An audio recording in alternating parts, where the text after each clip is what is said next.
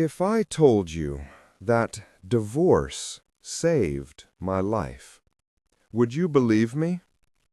Most people think divorce is only pain, but for me, it became the beginning of freedom. Let me tell you how it all started. My story may sound strange, but every word is true. This is the life I lived, the life I thought was perfect, and the life that almost broke me. My name is Alisa. I am 69 years old, and I live right here in the United States. People often see me now and call me strong, but I want to share with you the truth. I want to share with you my journey, my past life. I was married for many years. When I say many years, I mean most of my life. I entered that house as a young bride with dreams, but those dreams slowly, subtly, turned into duties. From the very first morning of my marriage till the last day with my husband, I lived for him. I cooked 3 meals a day, meticulously pressed his shirts, and kept the floors spotless.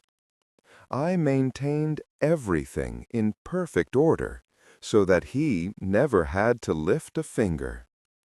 People often praised me as a good wife, and I, in turn, truly believed that was my identity. My worth, I thought, was intrinsically tied to serving him. I never asked for anything for myself. I wouldn't buy clothes without his express permission, nor would I meet friends without first informing him.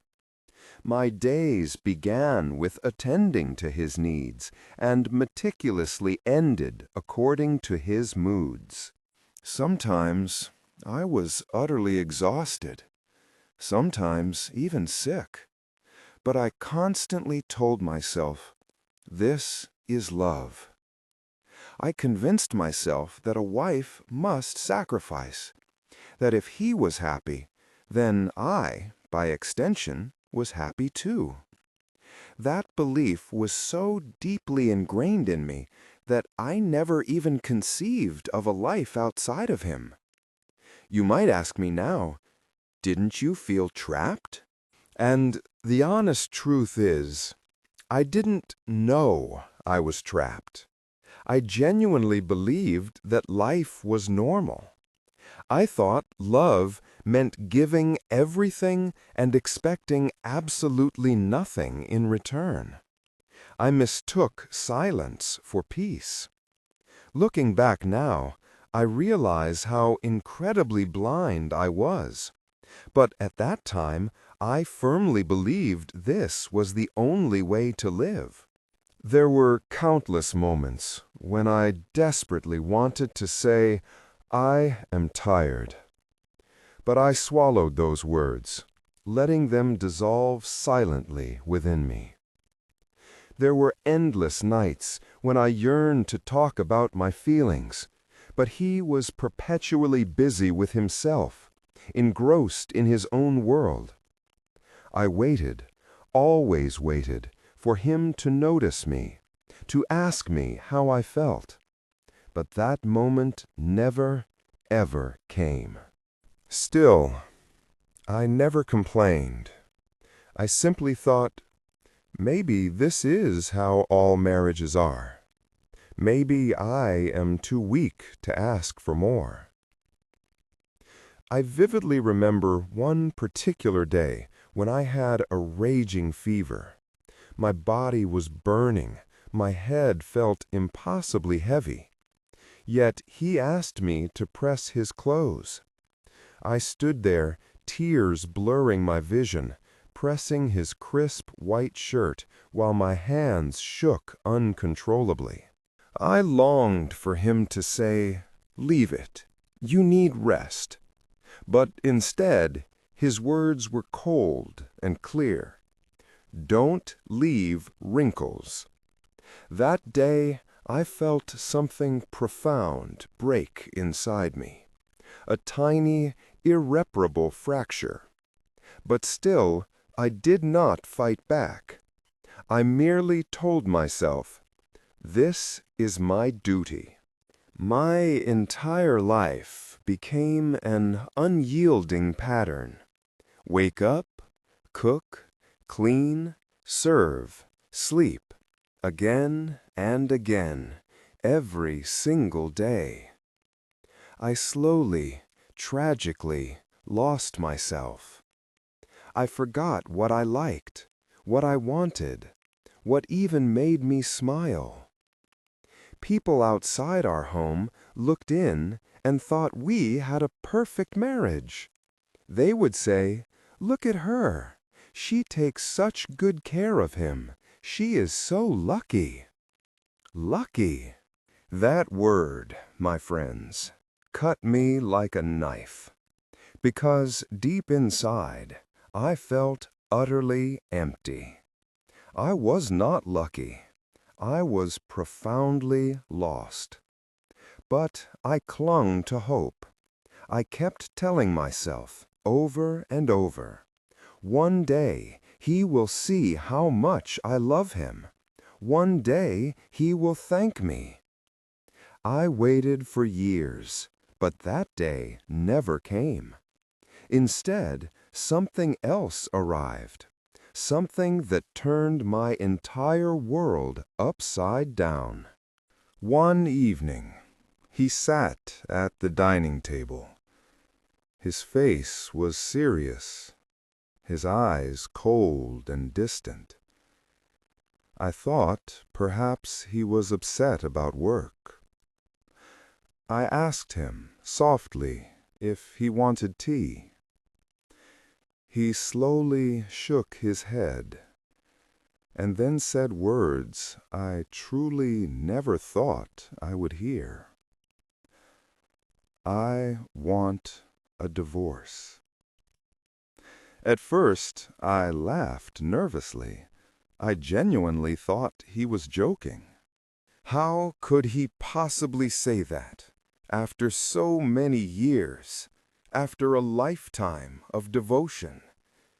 But his face remained unchanged, devoid of any warmth. My hands began to shake uncontrollably. My voice cracked with disbelief. I begged him. I pleaded. "We can work it out. I will change. I will do more." I was ready to bend even further, even though I was already bent to the ground, almost broken. But he wasn't listening. His mind was made up. He said he wanted his freedom. He simply said he was tired. Tired? Those words felt like pure poison coursing through my veins. Tired of what? I had given him everything. What more did he want? That night, I cried like a lost child. I held his hand, begging him not to leave, but he coldly pulled away.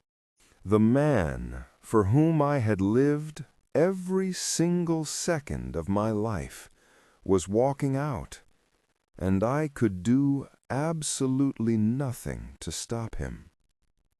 I felt like my whole world was collapsing around me. I wanted to scream, to unleash the anguish trapped within, but no sound came out. I wanted to run, to escape this nightmare, but my legs felt impossibly heavy, rooted to the spot. It was the most helpless moment of my entire life. For the next few days, I tried everything to stop him. I cooked his favorite meals, spoke to him with uncharacteristic sweetness, and prayed with a fervent desperation I hadn't known I possessed. I truly thought, maybe, just maybe, he would change his mind. but nothing worked. Papers were signed. My marriage, my entire life as I knew it, ended with a few cold strokes of a pen. Just like that, decades of sacrifice were callously thrown away. Do you know what it feels like to see your whole life disappear in a moment? It is like standing in a storm with absolutely no shelter. It is like drowning in an endless ocean, and no one, not a single soul, reaches out a hand. That was me. A woman who had given everything, now left with absolutely nothing. And yet, my friends, I want to tell you something truly remarkable. That moment, as excruciatingly painful as it was also the beginning of my true story. At that time, of course, I didn't know it. At that time, all I could see was an impenetrable darkness. But life, in its mysterious way, had a plan for me. A plan I could not yet discern, but a plan that would, one day, set me completely free. This is where my journey truly begins. This is the story of how I lost everything, and how that profound loss became the unexpected door to a life I never, ever imagined. I still remember the night he said it, the words that cut me clean in half. Richard looked at me and said he wanted a divorce. His voice was calm, unnervingly so, but my entire world shook violently. I thought it was a bad dream, a terrible nightmare from which I would surely wake. I thought he would take his words back, but he never did. He looked at me with cold, distant eyes, devoid of any care. I begged him.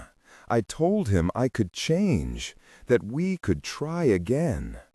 I promised I would do even more, that I would give up the little I had kept for myself. I was ready to lose everything if it meant he would stay. But nothing touched him. His heart was miles away. I held his hands and cried, asking him to remember our years together, reminding him of the home we had built, the love I had given so freely. But he said nothing that offered even a glimmer of hope. He only repeated that he was tired. He only said he wanted peace. I simply couldn't understand. How could peace possibly mean leaving me? That night, sleep was an impossible luxury. I sat on the bed and wept until my body shook with the force of it. I wanted to scream, but no sound would escape my throat. I wanted to run, but my legs felt weak, useless. I pressed my face into the pillow, which quickly became soaked with my tears. I felt like a child who had lost everything, all at once. In the morning, I tried again. I cooked his favorite food, trying to smile when he walked into the room, speaking gently, desperately hoping he would soften. But he ate in silence. He looked at me as if I wasn't even there. My heart broke again. For days, I kept trying. I prayed in the dead of night, begged in the quiet morning. I told him I could not live without him. But his eyes told me the undeniable truth. He had already left me in his heart. His body was there, yes, but his love was gone. One evening, he placed papers on the table. Divorce papers. My hands shook violently as I touched them. I asked him, pleaded with him, not to do it. I said we could fix things, that we could still make it right. He simply said it was too late. He said nothing could change his mind. My chest burned with a pain so intense I thought my breath would stop. I tried to delay it. I told him I needed more time. He said I could take a few days, but it would not change anything. He was sure, unwavering. His voice was steady. Mine was utterly broken. I felt like I was fighting a war I could not possibly win. When I finally signed those papers, it felt like a death. I saw my name next to his, broken apart forever, irrevocably severed. The pen slipped in my hand, but I still managed to write it. My tears fell onto the page, mingling with the ink. I wanted to tear it apart, to undo the irreversible act, but it was done. Years of marriage ended in a few swift strokes. After that, I watched him pack. He took his clothes, his books, his things. I stood in the corner, paralyzed, unable to move, unable to speak. Each item he placed in his bag felt like a piece of me being ripped away. I wanted to scream, "Stop! This is my life, too." But I said nothing. My lips would not move. When he finally walked out the door, I followed him with my eyes. He did not look back. He did not pause. He left as if I was nothing. The door closed. And with that desolate sound, my world utterly collapsed. I fell to the floor and cried until I could not breathe, until my lungs ached with the effort. I felt like my very soul had been ripped apart. The days that followed were worse, if that was even possible. I walked through the house like a ghost, a hollow echo of my former self. I touched his shirts, still hanging in the closet, the lingering scent bringing fresh waves of tears. I sat at the dining table, staring at his empty chair, a stark reminder of his absence. I made tea, pouring 2 cups by mistake, a habit deeply ingrained, before the crushing reality hit me again. He was gone. The pain was sharp, relentless. People called me. Some offered well-meaning advice. Some told me to move on. Some even declared I was free now. Their words, intended to comfort, often hurt me more. They didn't know my heart. They didn't know I had given my entire life to him. Without him, I felt utterly worthless. Nights were the hardest. I would lie in bed, staring at the empty space beside me. I hugged the pillow, pretending it was him, clinging to a ghost. I closed my eyes, hoping to wake up and find it was just a terrible dream. But every morning, reality hit me again, fresh and brutal. He was gone. I kept blaming myself.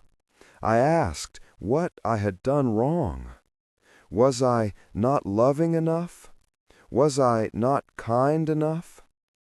I searched for answers, but there were none. The truth was simple, agonizingly so. He wanted to leave. He chose to walk away. And I could do nothing. I honestly thought my story ended that day. I truly believed I would spend the rest of my life in darkness. But I was wrong. Life had other plans for me. I could not see it yet, but something new was waiting. The day my world fell apart, that was the day the quiet whispers in my soul began to grow into a defiant roar. The initial shock had ripped through the carefully constructed landscape of my life, leaving a gaping canyon where once there were rolling hills of familiarity. But the true journey, the deep, agonizing work, was just beginning. You see, grief isn't a straight line, a neat progression from point A to point B. Oh no, my friends, it's a bewildering maze, full of unexpected turns, sudden dead ends that leave you frustrated and exhausted, and moments where, to your dismay, you find yourself right back where you started, reliving the raw pain as if no time had passed. It's like living inside a house of mirrors.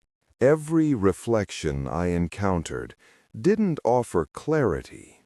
Instead, it showed a different, often distorted facet of my pain, a fractured memory, a question without an answer that echoed endlessly. I stumbled, bumping into invisible walls, disoriented by the multitude of shattered images of myself and my past. I stumbled, bumping into invisible walls, disoriented by the multitude of shattered images of myself and my past.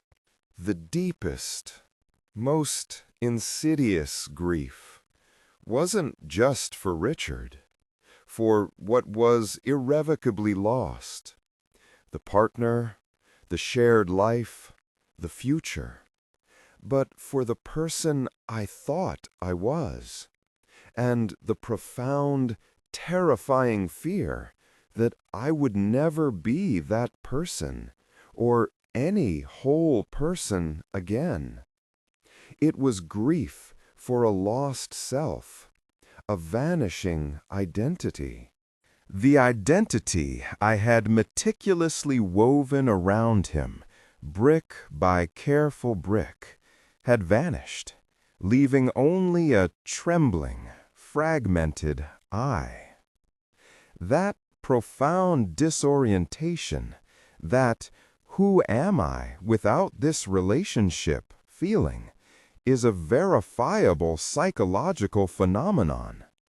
It's the profound disorientation that arises when a major anchor of self-definition is suddenly removed.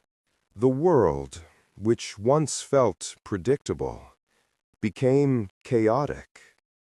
Routines were shattered, financial realities shifted dramatically, and my social circle often bifurcated, leaving me feeling isolated and utterly alone.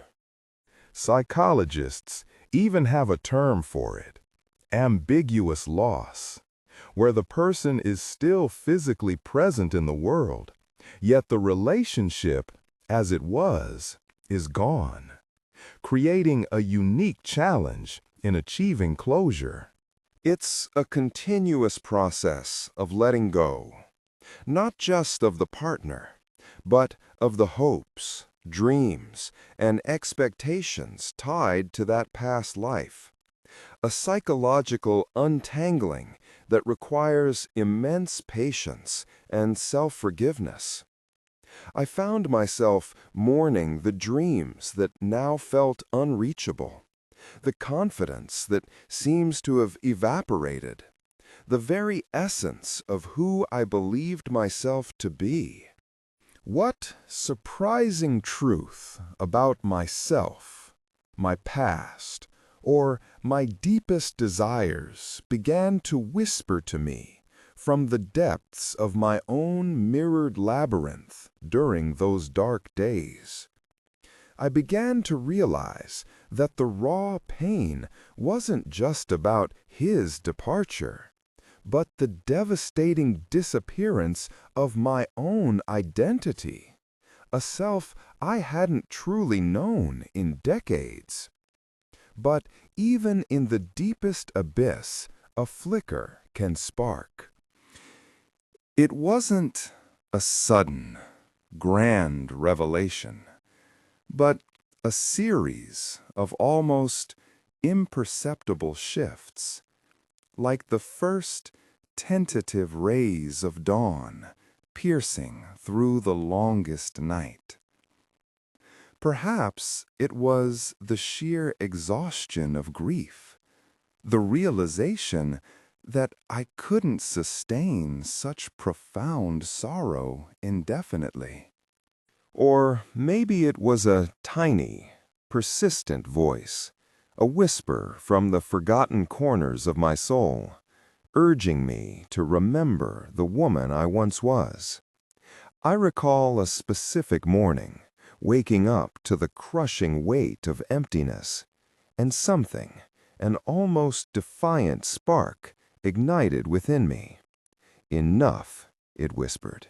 "Just for today, enough." My first conscious act of choosing myself was small, almost insignificant. Making a cup of tea, savoring its warmth, truly tasting it. Then stepping outside for a breath of fresh air, feeling the sun on my skin, noticing the intricate pattern of a leaf. These weren't grand gestures of healing, but microscopic rebellions against the inertia of despair. Each small action was a tiny pebble dropped into a vast, still pond, sending out ripples of change. This period became about allowing myself to feel the full spectrum of emotions, the anger, the sadness, the confusion, the fear, without judgment or suppression. This meant leaning into the discomfort, journaling about the raw pain, finding a trusted confidant to share the burden.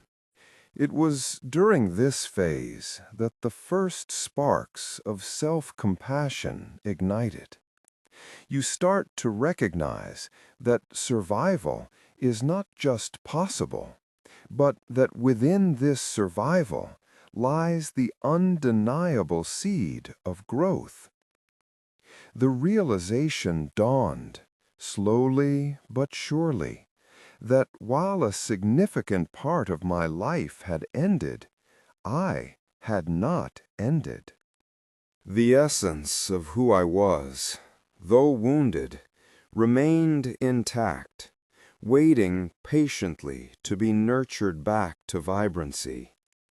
I started reading again, books that had sat untouched for months, losing myself in stories, finding echoes of my own pain and resilience in the lives of fictional characters. I rediscovered music, letting melodies wash over me, untangling the knots of emotion that had constricted my heart. It was a slow, painstaking process of excavating myself from beneath the rubble. dusting off forgotten hobbies, remembering the simple joys that once defined me. This wasn't about forgetting the pain, but about learning to carry it, to acknowledge its presence without letting it define my entire existence. It's a surprising insight, isn't it? That rebuilding isn't about erasing the past or pretending it never happened, but about integrating the shattered pieces into a new, stronger, and profoundly more meaningful mosaic. The cracks, the scars, the broken places, they don't vanish. Instead, they become part of the art, not just the damage. They tell a story of survival, of resilience, of a journey through the storm. The journey back was a winding path, not a straight ascent. There were still days when the shadows threatened to engulf me, when the memories felt too sharp, too poignant. But now I had tools, small strategies for navigating the emotional storms. I began to actively engage in the process of rebuilding. Therapy became a sacred space, a sanctuary where I could unravel the tangled threads of my past, articulate my fears, and slowly, painstakingly, reweave the tapestry of my identity. I started journaling, pouring out the torrent of my thoughts onto paper, transforming chaotic emotions into coherent narratives, finding clarity in the written word. This isn't just about venting. It's about making sense of the experience, identifying patterns of thought, and gradually constructing a new narrative for oneself. I reconnected with old friends, allowing their unwavering support to lift me, to remind me of the vibrant connections I still possessed.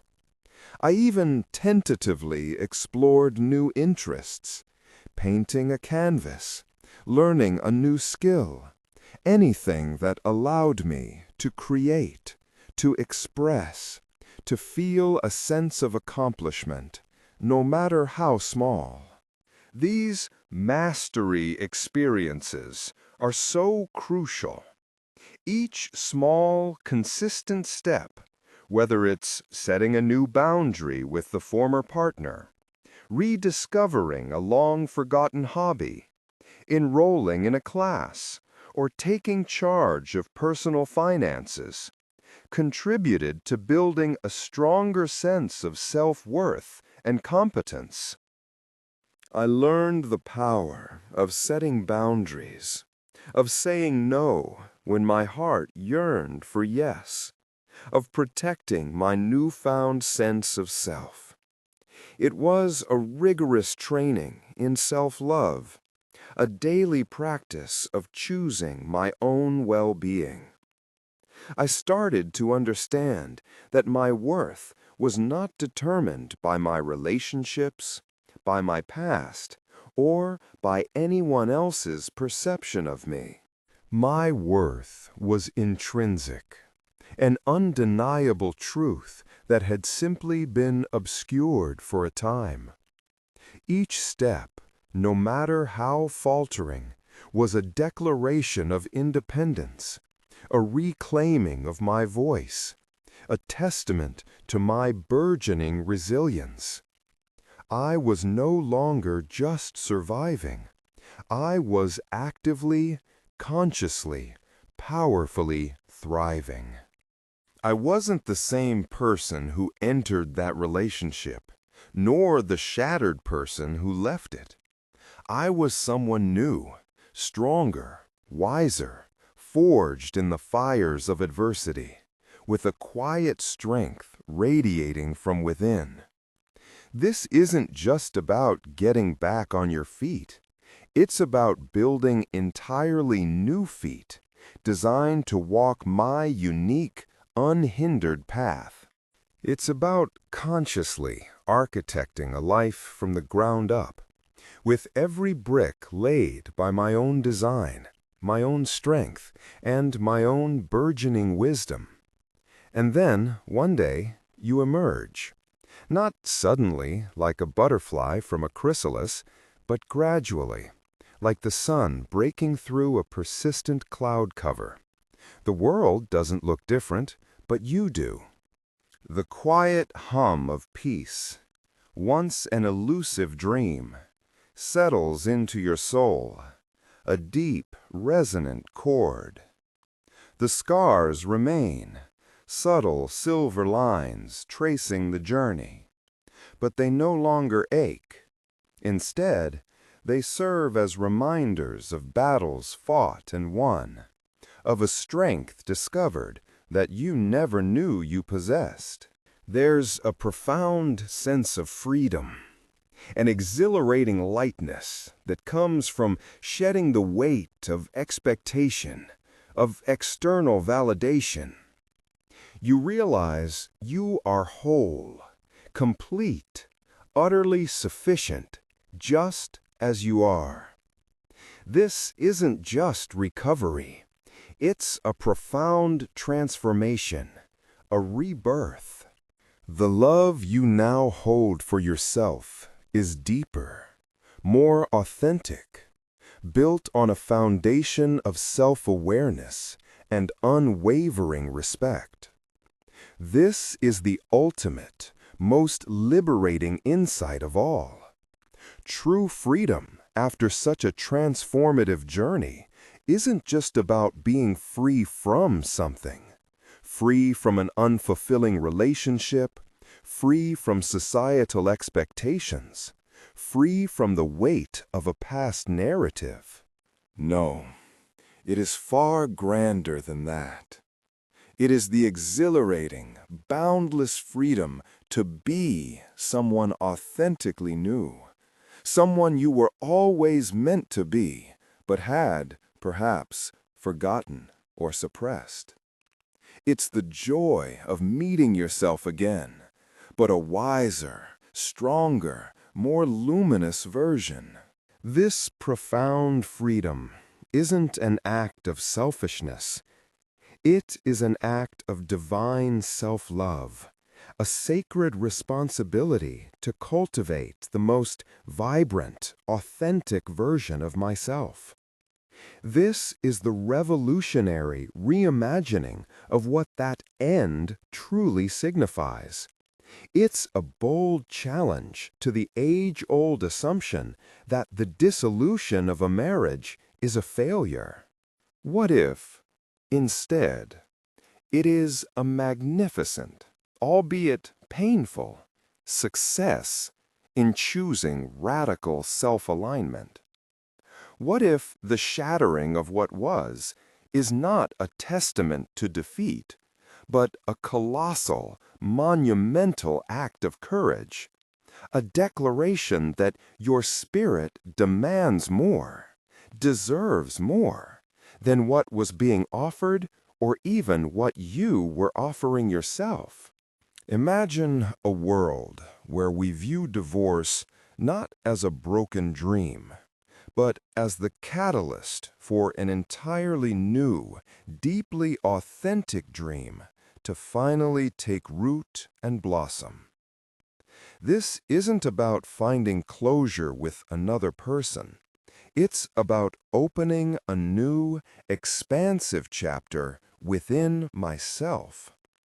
My friends, the collapse of that shared life wasn't an ending at all, but a necessary demolition.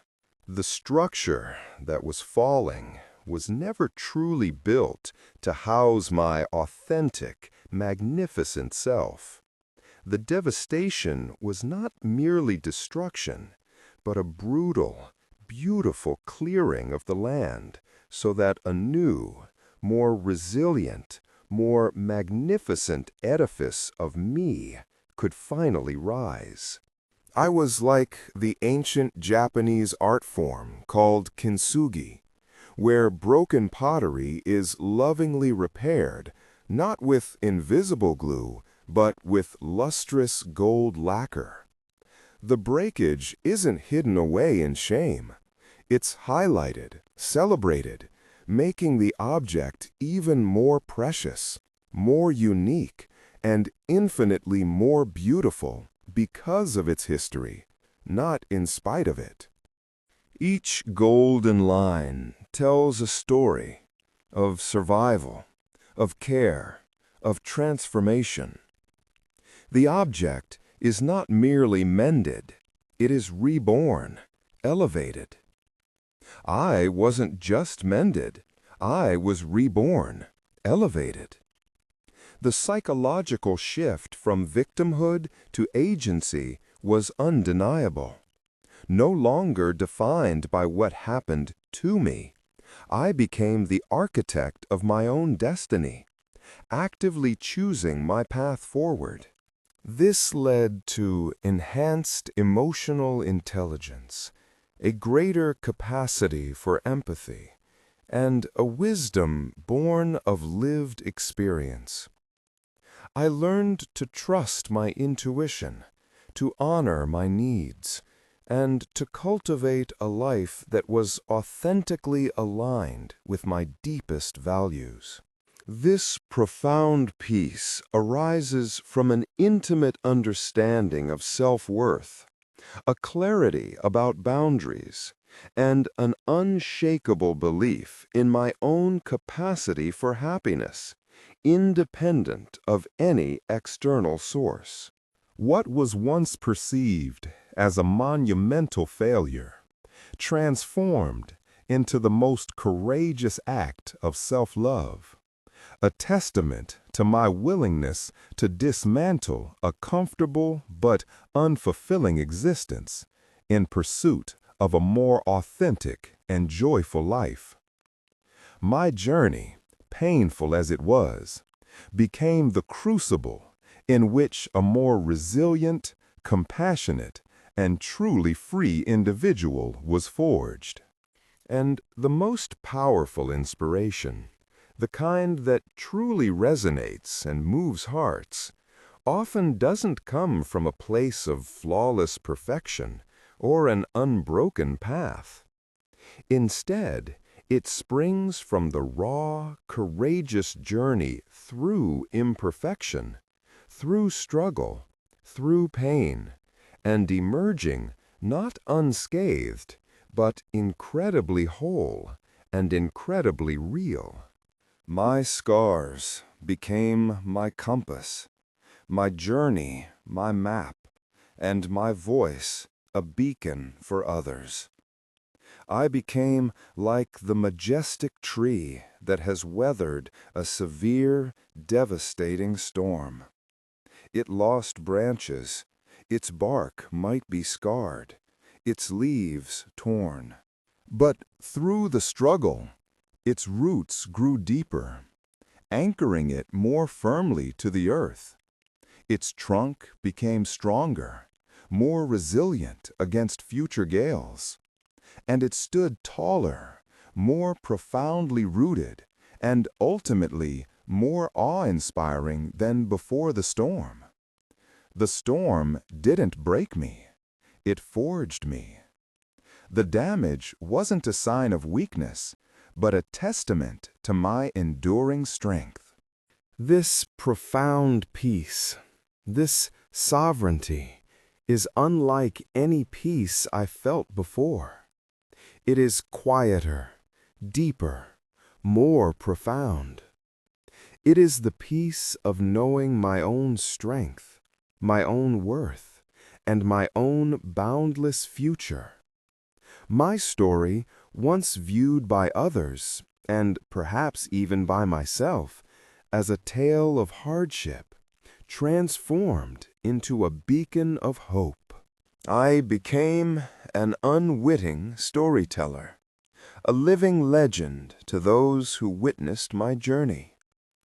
I inspire others not by lecturing, but by simply being, by living my truth, by embodying the resilience forged in the fires of change. I show others that it is possible to not just survive a seismic shift, but to thrive because of it. I demonstrate that the end of one chapter can truly be the glorious, exhilarating beginning of an epic saga penned solely by your own hand. So, my dear friends, if you find yourself standing at a crossroads, whether in a relationship or any other part of your life, remember my journey. Remember that sometimes the greatest act of love is choosing yourself, even when it feels like the hardest thing in the world. It's about recognizing that the journey through loss can be the most potent catalyst for unparalleled personal growth. First, embrace the pain, but don't let it consume you. See it as the raw material for transformation. Second, practice radical self-compassion, treating yourself with the kindness you deserve. Third, take small, consistent steps, those microscopic rebellions, to reclaim parts of yourself you may have lost. Fourth, redefine success and happiness on your own terms, stripping away external expectations. Fifth, cultivate authentic connections that nourish and uplift you, and learn the power of setting healthy boundaries. And finally, trust that your worth is intrinsic, not dependent on anyone else. You are capable, resilient, and utterly worthy of a life lived on your own terms. This isn't just a story. It's a blueprint for anyone ready to become the legend of their own making. If this narrative of finding freedom and peace after life's unexpected turns, if it sparked a flicker of hope or a moment of understanding, then please give this video a thumbs up. Your support helps English with Rambo continue to bring you inspiring stories that not only help you learn English, but also navigate the incredible journey of life. And now, I want to hear from you. What unexpected moment or realization helped you find strength during a difficult time? Share your wisdom in the comments below. And if you're curious about how I navigated the practical steps of starting completely fresh, then make sure you're subscribed to English with Rambo and hit that notification bell, because next time we're diving into the tangible actions that truly built my magnificent new life. You won't want to miss it.